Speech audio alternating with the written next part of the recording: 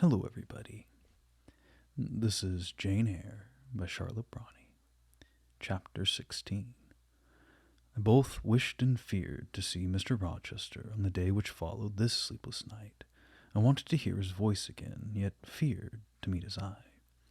During the early part of the morning, I momentarily expected his coming. He was not in the frequent habit of entering the schoolroom, but he did step in for a few minutes sometimes, and I had the impression that he was sure to visit it that day. But the morning passed just as usual. Nothing happened to interrupt the quiet course of Adele's study. Only, soon after breakfast, I heard some bustle in the neighborhood of Mr. Rochester's chamber, Mrs. Fairfax's voice and Leah's and the cook's, that is, John's wife, and even John's own gruff tones. There were exclamations of what a mercy master was not burnt in his bed.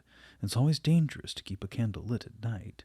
How providential that he had presence of mind to think of the water jug. I wonder he waked nobody. It is to be hoped he will not take cold with sleeping on the library sofa, etc. To much confabulation succeeding the sound of scrubbing and setting to rights. And when I passed the room and going down the stairs, I saw through the open door that all was again restored to complete order. Only the bed was stripped of its hangings. Leah stood up in the window seat, rubbing the panes of glass dimmed with smoke. I was about to address her, for I wished to know what account had been given of the affair, but on advancing I saw a second person in the chamber, a woman sitting on a chair by the bedside and sewing rings to new curtains. That woman was no other than Grace Poole. There she sat, staid and taciturn looking, as usual, in her brown stuff gown, her check apron, white handkerchief, and cap. She was intent on her work, in which her whole thoughts seemed absorbed. On her hard forehead and in her commonplace features was nothing either of the paleness or desperation one would have expected to see marking the countenance of a woman who had attempted murder, and whose intended victim had followed her last night to her lair, and, as I believe, charged her with the crime she wished to perpetrate. I was amazed, confounded. She looked up, while I still gazed at her. No start, no increase or failure of color betrayed emotion, consciousness of guilt, or fear of detection. She said, "Good morning, miss," in her usual phlegmatic manner, and taking up another ring and more tape, went on with her sewing. I'll put her to some test, thought I. Such absolute impenetrability is past comprehension. "Good morning, Grace," I said. "Has anything happened here? I thought I heard the servants all talking together a while ago. Only master's been reading in his bed last night. He fell asleep and his candle lit, and the curtains got on fire. But, fortunately, he awoke before the bedclothes or the woodwork caught, and contrived to quench the flame with the water in the ewer." "A strange affair," I said, in a low voice. Then, looking at her fixedly, "Did Mr. Rochester wake nobody? Did no one hear him move?" She again raised her eyes to me, and this time there was something of consciousness in her expression. She seemed to examine me warily, and then she answered, "The servants sleep so far off, you know, miss, they were not likely to hear. But Mrs. Fairfax's room and yours are the nearest to the master's. But Mrs. Fairfax said she heard nothing. When people get elderly, they often sleep heavy." She paused, and then added with a sort of assumed indifference, but still a marked and significant tone, "But you're young, miss, and I should say a light sleeper. Perhaps you may have heard a noise." "I did," said I, dropping my voice so that Leah, who was still polishing the panes, could not hear me, "and at first I thought it was Pilot. But Pilot cannot laugh, and I'm certain I heard a laugh, and a strange one." She took a new needleful of thread, waxed it carefully, threaded her needle with a steady hand, and then observed with perfect composure, "It's hardly likely master would laugh. I should think, miss, that when he was in such danger, you must have been dreaming." "I was not dreaming," I said, with some warmth, for her brazen coolness provoked me. Again she looked at me, and with the same scrutinizing and conscious eye. "Have you told master that you heard a laugh?" she inquired. "I had not had the opportunity of speaking to him this morning." "You didn't think of opening your door and looking out into the gallery?" she further asked. She appeared to be cross-questioning me, attempting to draw from me information unawares. The idea struck me that if she discovered I knew or suspected her guilt, she would be playing off some of her malignant pranks on me. I thought it advisable to be on my guard. On the contrary, said I bolted my door. Then you're not in the habit of bolting your door every night before you get into bed? Fiend! She wants to know my habits, that she may lay her plans accordingly. Indignation again prevailed over prudence. I sharply replied, Hitherto I've often omitted the fasten the bolt. I didn't think it necessary. I was not aware of any danger or annoyance was to be dreaded at Thornfield Hall, but in future, and I laid marked stress on the words, I shall take good care to make all secure before I venture to lie down. It will be wise so to do, was her answer. This neighborhood is as quiet as any I know, and I never heard of the Hall being attempted by robbers since I was with the house, though there are hundreds of pounds worth of plate in the plate closet, and is well known. And you see, for such a large house, there are very few servants, because master has never lived here much. And when he does come, being a bachelor, he needs little waiting on. But I always think it best to err on the safe side. A door is soon fastened, and it is as well to have drawn a bolt between one and any mischief that may be about. A deal of people miss are for trusting all to Providence, but I say Providence will not dispense with the means, though he often blesses them when they are used discreetly. And here she closed her harangue, a long one for her, and uttered with the demureness of a Quakeress.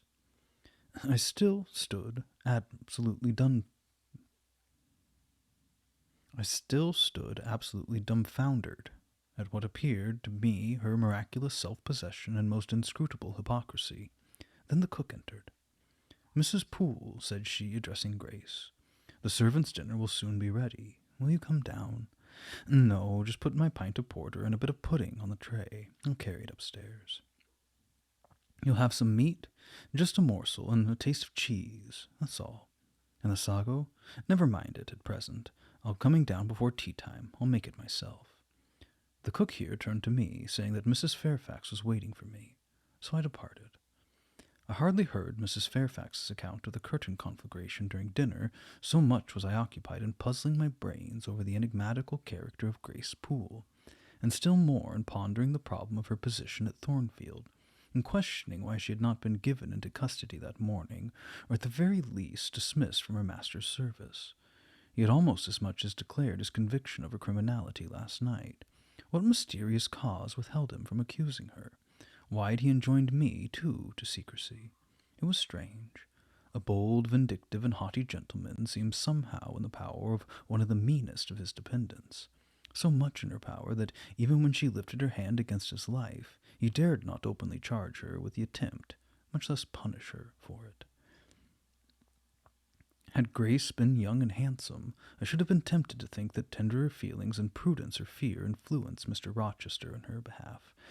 But hard favor and matronly as she was, the idea could not be admitted.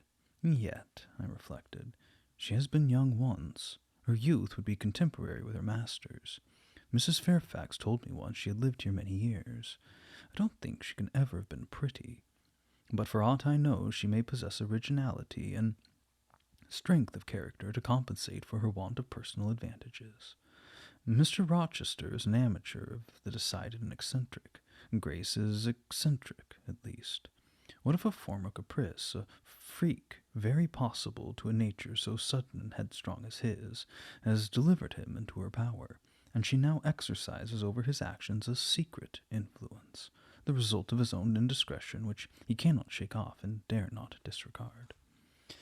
But having reached this point of conjecture, Mrs. Poole's square, flat figure and uncommonly dry, even, coarse face recurred so distinctly to my mind's eye that I thought, no, impossible, my supposition cannot be correct. Yet, suggested the secret voice which talks to us in our own hearts, you are not beautiful either, and perhaps Mr. Rochester approves you. At any rate, you've often felt as if he did, and last night, oh, remember his words. Remember his look. Remember his voice. I remembered all. Language, glance, and tone seemed at the moment vividly renewed. I was now in the schoolroom. Adele was drawing. I bent over her and directed her pencil. She looked up with a sort of start. Qu'avez-vous, mademoiselle? She said. Vos doigts tremblent comme le feu, et vos joues sont rouges, mais rouges comme des cerises. I'm hot, Adele, was stooping. She went on sketching, I went on thinking. I hastened to drive from my mind the hateful notion I had been conceiving respecting Grace Poole. It disgusted me. I compared myself with her and found we were different. Bessie Levin had said I was quite a lady, and she spoke truth. I was a lady. And now I looked much better than I did when Bessie saw me. I had more color and more flesh, more life, more vivacity, because I had brighter hopes and keener enjoyments. Evening approaches, said I, as I looked towards the window. I never heard Mr. Rochester's voice or step in the house today, but surely I'll see him before night. I feared the meeting in the morning. Now I desire it, because expectation has been so long baffled that it's grown impatient. When dusk actually closed, and when Adele left me to go and play in the nursery with Sophie, I did most keenly desire it. I listened for the bell to ring below. I listened for Leah coming up with a message. I fancied sometimes I heard Mr. Rochester's own tread, and I turned to the door, expecting it to open and admit him. The door remained shut. Darkness only came in through the window. Still it was not late.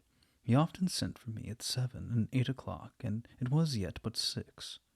Surely I should not be wholly disappointed tonight, when I had so many things to say to him. I wanted again to introduce the subject of Grace Poole, and to hear what he would answer. I wanted to ask him plainly if he really believed it was she who had made last night's hideous attempt, and if so, why he kept her wickedness a secret. It little mattered whether my curiosity irritated him. I knew the pleasure of vexing and soothing him by turns. It was one I chiefly delighted in, and a sure instinct always prevented me from going too far. Beyond the verge of provocation I never ventured. On the extreme brink I liked well to try my skill.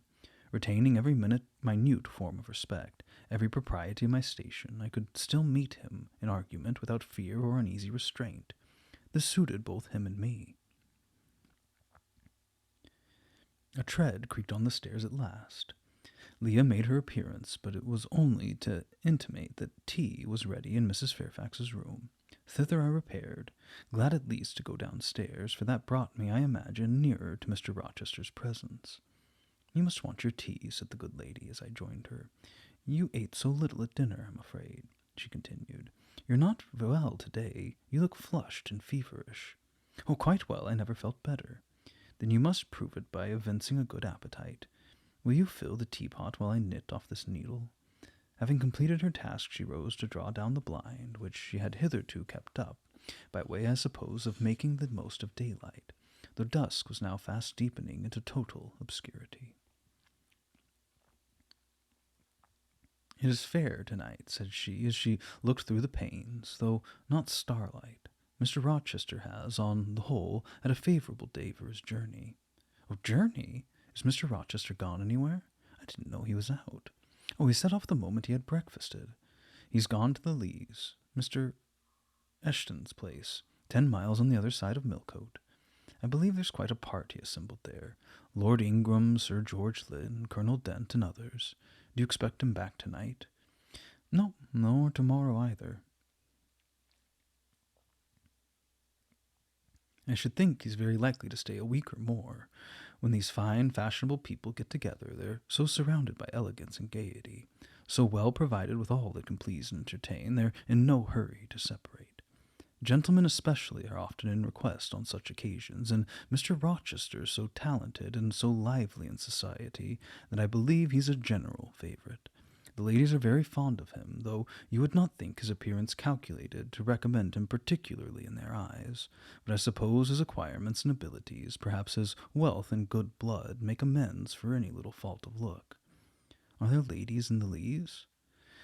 "There are Mrs. Eshton and her 3 daughters, her elegant young ladies indeed, and there are the Honourable Blanche and Mary Ingram, most beautiful women, I suppose. Indeed, I've seen Blanche 6 or 7 years since, when she was a girl of 18. She came here to a Christmas ball and party Mr. Rochester gave. You should have seen the dining-room that day. How richly it was decorated, how brilliantly lit up. I should think there were 50 ladies and gentlemen present, all of the first county families, and Miss Ingram was considered the belle of the evening." "You saw her, you say, Mrs. Fairfax, and what was she like?" "Yes, I saw her. The dining-room doors were thrown open, and as it was Christmas time, the servants were allowed to assemble in the hall to hear some of the ladies sing and play. Mr. Rochester would have me to come in, and I sat down in a quiet corner and watched them. I never saw a more splendid scene. The ladies were magnificently dressed. Most of them, at least most of the younger ones, looked handsome, but Miss Ingram was certainly the queen. And what was she like?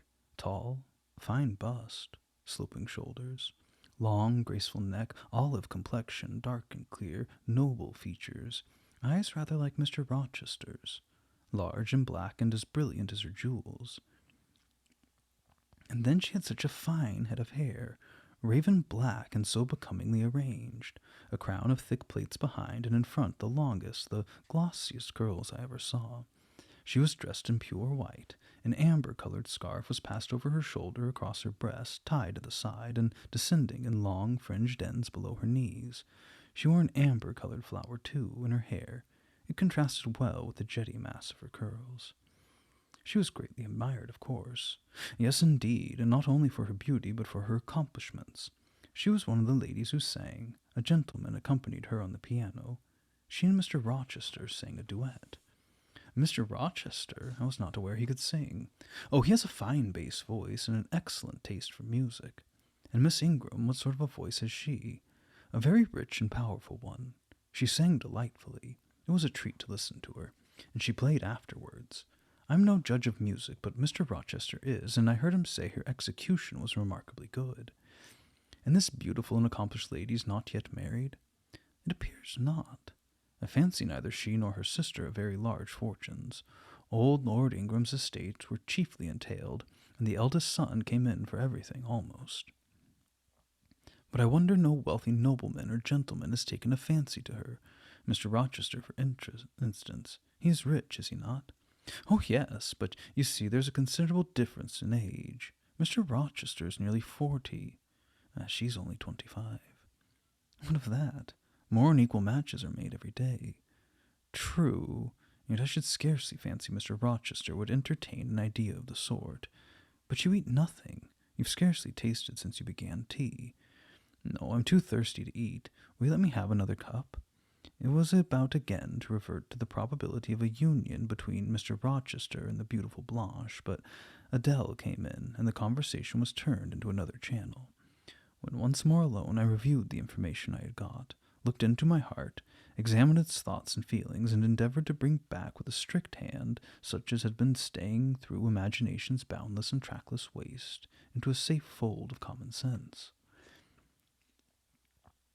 Arraigned at my own bar, memory having given her evidence of the hopes, wishes, sentiments I had been cherishing since last night, of the general state of mind in which I had indulged for nearly a fortnight past, reason having come forward and told in her own quiet way a plain, unvarnished tale, showing how I had rejected the real and rapidly devoured the ideal, I pronounced judgment to this effect: that a greater fool than Jane Eyre had never breathed the breath of life, that a more fantastic idiot had never surfeited herself on sweet lies and swallowed poison as if it were nectar. You, I said, a favorite with Mr. Rochester, you, gifted with the power of pleasing him, you, of importance to him in any way, go! Your folly sickens me. And you have derived pleasure from occasional tokens of preference, equivocal tokens shown by a gentleman of family and a man of the world to a dependent and a novice. How dared you? Poor stupid dupe! Could you not even self-interest make you wiser? You repeated to yourself this morning the brief scene of last night. Cover your face and be ashamed. He said something in praise of your eyes, did he? Blind puppy. Open the bleared lids and look on your own accursed senselessness. It does good to know a woman to be flattered by her superior, who cannot possibly intend to marry her, and it is madness in all women to let a secret love kindle within them, which, if unreturned and unknown, must devour the life that feeds it, and if discovered and responded to, must lead, ignis fatuus-like, to merry wilds whence there's no extrication. Listen then, Jane Eyre, to your sentence. Tomorrow place the glass before you, and draw in chalk your own picture, faithfully, without softening one defect, omit no harsh line, smooth away no displeasing irregularity, write under it a portrait of a governess, disconnected, poor, plain. Afterwards, take a piece of smooth ivory. You have one prepared in your drawing box. Take your palette, mix your freshest, finest, clearest tints. Choose your most delicate camel hair pencils. Delineate carefully the loveliest face you can imagine. Paint it in your softest shades and sweetest hues, according to the description given by Mrs. Fairfax of Blanche Ingram. Remember the raven ringlets, the oriental eye. What, you revert to Mr. Rochester as a model? Order! No snivel, no sentiment, no regret. I will endure only sense and resolution. Recall the august yet harmonious lineaments, the Grecian neck and bust. Let the round and dazzling arm be visible, and the delicate hand. Omit neither diamond ring nor gold bracelet. Portray faithfully the attire, aerial lace and glistening satin, graceful scarf and golden rose. Call it Blanche, an accomplished lady of rank. Whenever in future you should fancy Mr. Rochester thinks well of you, take out the two pictures and compare them. Say, Mr. Rochester might probably win that noble lady's love if he chose to strive for it. It's likely he would waste a serious thought on this indigent and insignificant plebeian. I'll do it, I resolved, and having framed this determination, I grew calm and fell asleep. I kept my word. An hour or two sufficed to sketch my own portrait in crayons, and in less than a fortnight I completed an ivory miniature of an imaginary Blanche Ingram. It looked like a lovely face enough, and when compared with the real head in chalk, the contrast was as great as self-control could desire. I derived benefit from the task. It had kept my head and hands employed, and had given force and fixedness to the new impressions I wished to stamp indelibly on my heart. Ere long I had reason to congratulate myself on the course of wholesome discipline of which I had thus forced my feelings to submit. Thanks to it, I was able to meet subsequent occurrences with decent calm, which, had they found me unprepared, I should probably have been unequal to maintain, even externally.